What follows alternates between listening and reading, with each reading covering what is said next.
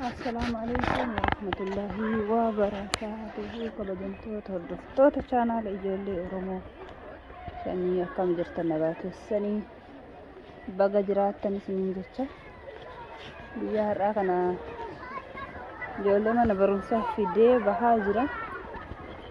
Hagisee karaa as deemu isinii waraabnee mariifadhe inni haaluma isaa agartanii fi kunoo mana barumsaa kana fide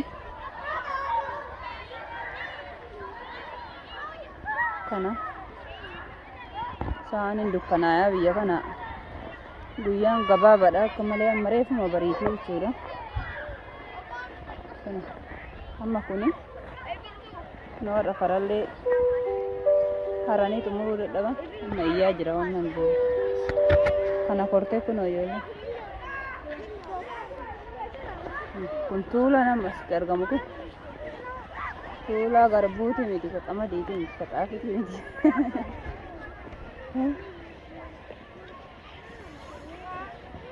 garbuumi qamadiimi xaafiimi haayisaa miti talbaa miti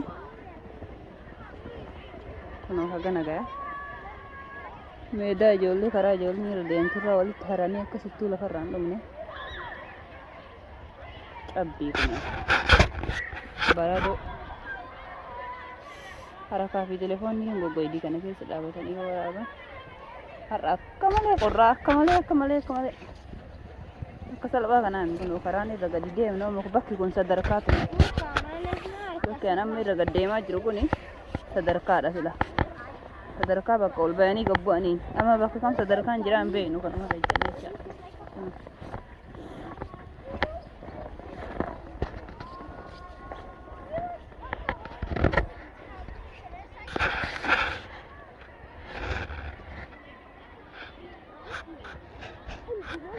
cabbiitu gara mul'atu hin jiru manni barumsa kana fakkaata jireenyi biyya kanaa. Amma kunillee jireenyuma jedhama waan biraan jedhamu kunoo naannoo inni mana barumsaa bosonaa biyyi kun bosonuma bakkeen bosonni hin jirre hin jiru kun amma magaalaa guddoo sila bosonni bakka guutuu malee miti garuu bosonni isaanii qabeenyi isaanii bosona bakki hundi bosonaa jechuudha. Kana fakkaata iddoon silaa ijoolleen silaa irra taphattu kun kanatti guutamee jira. Kana fakkaata yaa Allah alhamdulillah kanuma keessatti horate rabbiin kanatti amma kana boorata akka achi kotooteen irra dhiqqoo karaa haga tokko akka lukusuudhaan nu godhee jira. Kana fakkaata mee kommentii godhaa isinummaan jiru akkamii keessa jirtan biyyummaan aduun jirtu jirti gisee kan yaa aduu ijumaanuu arguu yaanne kana fakkaata amma as keessa jirti jechuudha firdoosanii amma isiin mana ho'aa keessa seentee jirti manni immoo hin qorru alhamdulillah manni biyya kanatti hin qorru sibiila wajjin ijaaramaa waluma yeruma ijaaramu itti tolfama sibiilli ka ho'isu. Alhamdulillah kun amma barumsi jala taree jechuudha osoo cabbii kana keessa deemu kun luka ol fuudhuu dadhabe daa'ima xiqqaadha cabbii keessa sirrii cabbii keessa deemuu dadhabee barumsi jala taraa jira. Yeroo guddaan ijoollee asiin ga'e malee ijoolleen kana keessatti hin taphattiinis amma kun karaa xiqqoo harame dhiiseti kan hin haramin kun oga jilba isa ga'u keessa ijjatee deemaa jira jechuudha. Kana keessa deemaa jira xiqqoo gara kana wayya muka akkatti irraa baala fixee jira ofii irra qubate cabbii muka hin dheessa qofatu dandamata baala irratti hafa moonni kunniin kun akkanatti baalli irraa sutee cabbii baatee taa'aa jechuudha. Garuu immoo magariisa ta'a yeroo cabbiin kun badetti yoosuu magariisa ta'a hin goggogu qorra irraa balleesse malee kana fakkaata maashaallah suuqii manatti dhiyaattu wayii dhaqoodha waliin tura.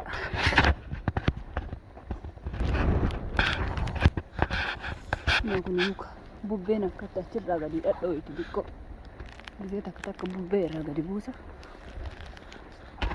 kana biraanuun bubbisamu akkana amma kana bubbeen har'a akka malee jirti lafumaan nuti ol kaasti jechuu kana yoo isinitti kan mul'atu ta'e amma nuti haxaa jirti fuula keessa samiin gadi bu'aa hin jiru garuu bubbetu manarraa afaan namatti gadi naqatu mana kanarraa amma kun manarraa gadi jigaa jirti bubbeen gadi kaasa akkuma awwaara biyya keenya kaase sanitti kaasa jechuudha subhaan waa jireennan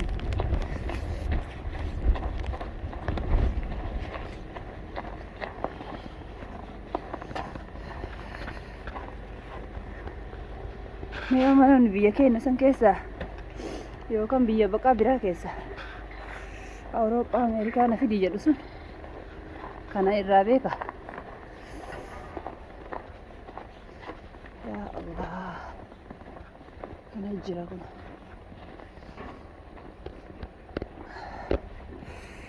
iddoo baaburaa ka dhiyoo baname maal asii ajaa hin qabu metroo jechuudha metroo kanallee lafa jala isaa banama fooqii 10 gadi bu'u lafa jala gad deemuu qaban dhaquudhaaf kun nama suuqa balbala dura heda jechuudha suuqa gurguddollee miti as heda waan xiqqoo bitadhee manatti galuuf kana keessa suuqa guddoo dhaquu hin danda'a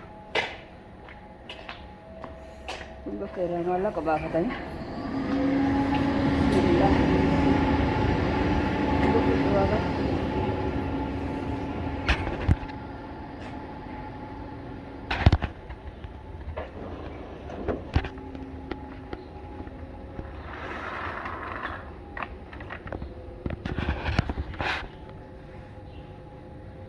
kun mandariinidha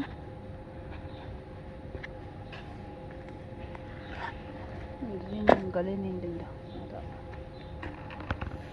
yeroo shaniin gurguran kan jechuudha gatii biyya Awurooppaa beekuu yoo barbaadan qaala'insi biyya keenya waliin xiqqaa'ettan booda kana fuudha ka irra xiqqaa kiiloo takkaa fi walakkaadha gatiin isaa kana yeroo lama shantii 50 jechuudha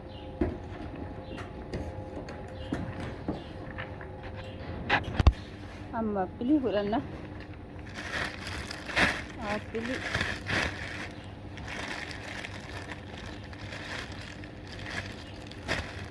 akkasuma raanti natin tolle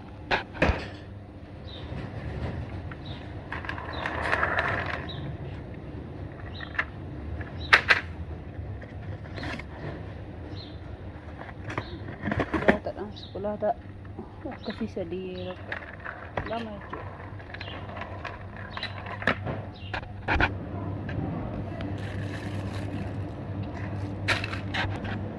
Kunniin qurxummiidha. Akkasuma raansi. Amma asitti aannantu argama. Kun aannan gosa gosa argama jechuudha. Maashaallah.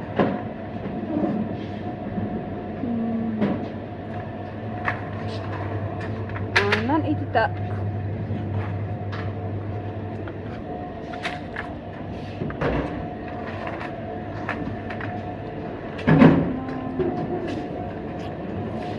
mana ni jualnya dulu itu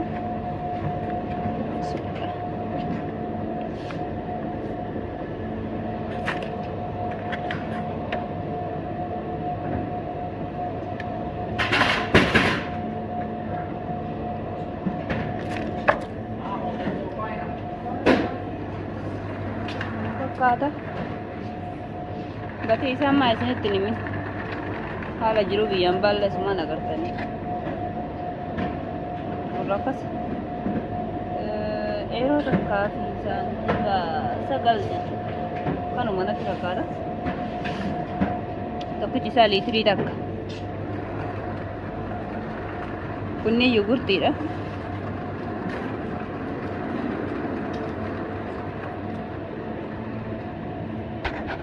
Kun immoo daakuudha.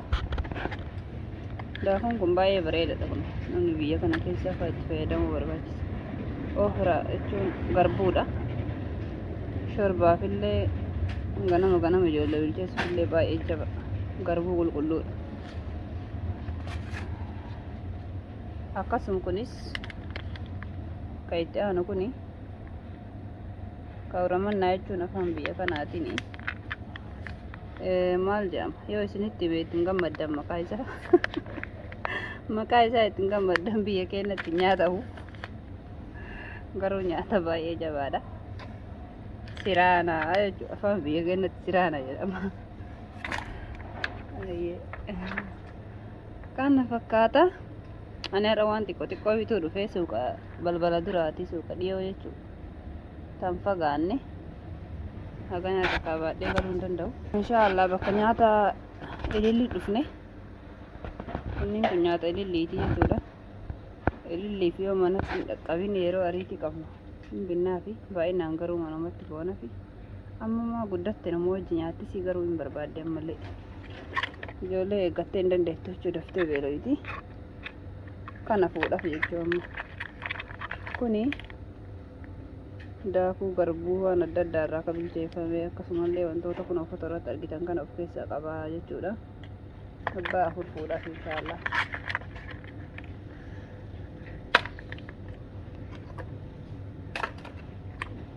Sadii afur akkasii yoo afur fudhatan eeroma afur jechuudha. Garuu maamila isaanii yoo ta'ani kuni yookaan tokkichi yeroo takkaaf saantiif fantama. Maamila kaardii maamilummaa yoo qabaatan yeroo takka namaa ta'a jechuudha. Amma immoo juusii tokko fuunaa inshaallah. Arganne ka barbaadu.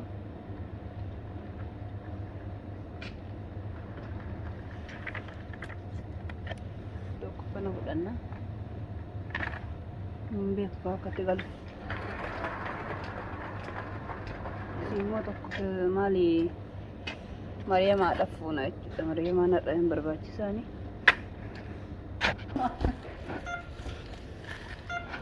Mula YouTube kana baaya. Okay. Garbitsensi.